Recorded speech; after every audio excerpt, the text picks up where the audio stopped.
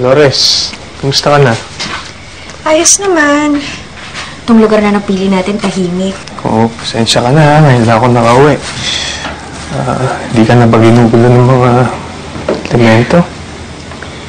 Simula nung lumuwas tayo, hindi nagaano. Sa awa ng Diyos.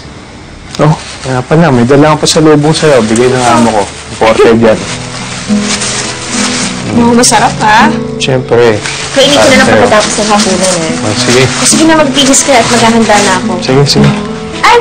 Kung maliligo ka, mag-iib ka na ng tubig sa balon. Ginamit ko kasi sa paglalaba ko kanina. Sige. O, ingat ka na na. Oo.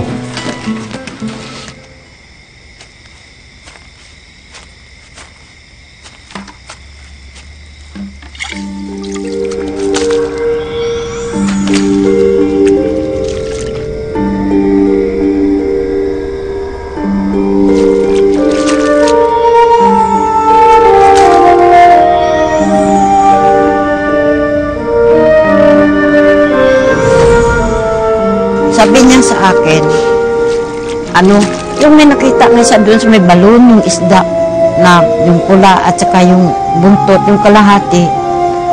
Pink, parang may tao na maliit na, yung parang kamay na isasandukin niya, hindi masandok-sandok at ang bunga ng timba na yun. Umuurong. Dolores. Kain ka na. Ano yan? Nakuha ko kanina sa balon. Isuli mo yan. Bakit? Pwede mo. Galing sa mga taong lupa to! Huwag mo kakainin yan! Dolores, di na kita maintindihan. Wala nang taong lupa. Hindi mo ako naiintindihan. Pinaglalaroan nila tayo. Hindi na sila nakasunod dito. Ano ka ba? Fernando, makinig ka sa akin. Nililin lang nila tayo para mapalapit tayo sa kanila. Ngayon, kung gusto mo mawala sa feeling mo, edi sige, bahala ka! Di na kita maintindihan, Dolores.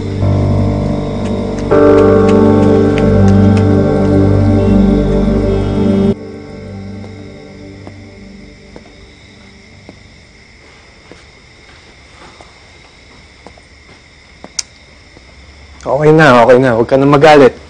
Tinapon ko na yung mga isda. Hindi naman ako galit eh. Ayaw mo kasi makinig. Ano ba kasing kinakatakot mo? Nagbalik na sila.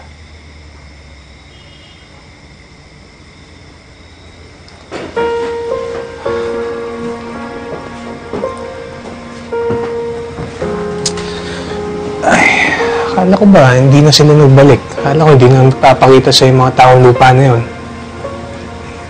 Oo, simula nung lumipat tayo. Pero hindi ibig sabihin na wala na sila. Naniniwala ako na nagbabalik sila. Fernando, natatakot ako. Matakot. Hindi kita iiwan. Dito na ako sa tabi mo.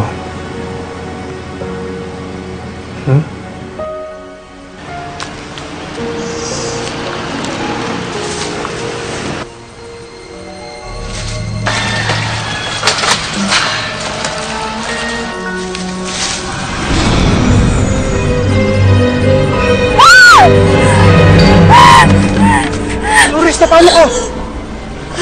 Sinusundo nila ako! Nagbalik sila! Huwag ka matakot. Dito lang ako. Hindi kita papabayaan.